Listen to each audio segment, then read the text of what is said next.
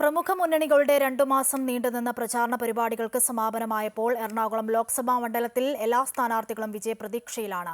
മുന്നണികൾക്ക് പ്രത്യേകം സ്ഥലം കൊട്ടിക്കലാശത്തിനായി തിരഞ്ഞെടുപ്പ് കമ്മീഷൻ അനുവദിച്ചു നൽകിയതിനാൽ സമാധാനപരമായ പ്രചാരണ സമാപന പരിപാടികളാണ് മണ്ഡലത്തിൽ നടന്നത്. കൊച്ചിയിൽ നിന്നും രജിത് കുമാർ തയ്യാറാക്കിയ റിപ്പോർട്ട് കാണാം. 2 മാസം തുടർന്നു വരുന്ന പ്രചരണ പരിപാടികൾക്കാണ് എറണാകുളം ലോക്സഭാ മണ്ഡലത്തിൽ ഇപ്പോൾ സമാപനമാകുന്നത്. ഇപ്പോൾ നടക്കുന്നത് ഹൈബി പ്രചരണ പരിപാടികളാണ്. ഹൈബി പ്രചരണ പരിപാടികളെ പറയാവുന്നതാണ്. 2 മാസം തുടർന്നു വന്ന പ്രചരണ പരിപാടികളായിരുന്നു ഹൈബി മണ്ഡലത്തിൽ തുടർന്നു വന്നത്. എല്ലാ മേഖലകളിലും ഒരുപക്ഷെ എല്ലാ ആളുകളിലേക്കും പ്രചരണ പരിപാടികളുമായി മുന്നോട്ട് പോകാൻ ഹൈബി കഴിഞ്ഞിട്ടുണ്ട്. അതുപോലെ തന്നെയാണ് 2 മാസത്തോളം തുടർന്നു വന്ന പ്രചരണ പരിപാടികൾ തന്നെയാണ് LDFിന്റെ സ്ഥാനാർത്ഥിയായുള്ള KJ ഷൈൻ ടീച്ചറും നടത്തി വന്നത്.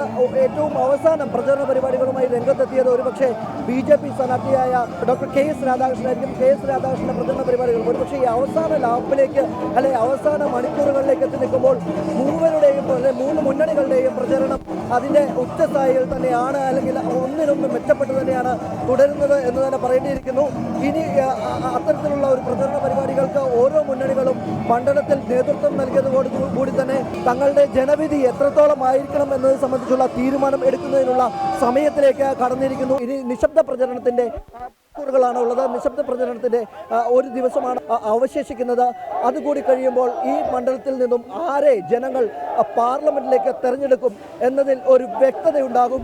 വീണ്ടും 1 മാസങ്ങൾ ശേഷിക്കുമ്പോൾ തന്നെ അതിന്റെ ഒരു ഫലം നമുക്ക് അറിയാൻ കഴിയും.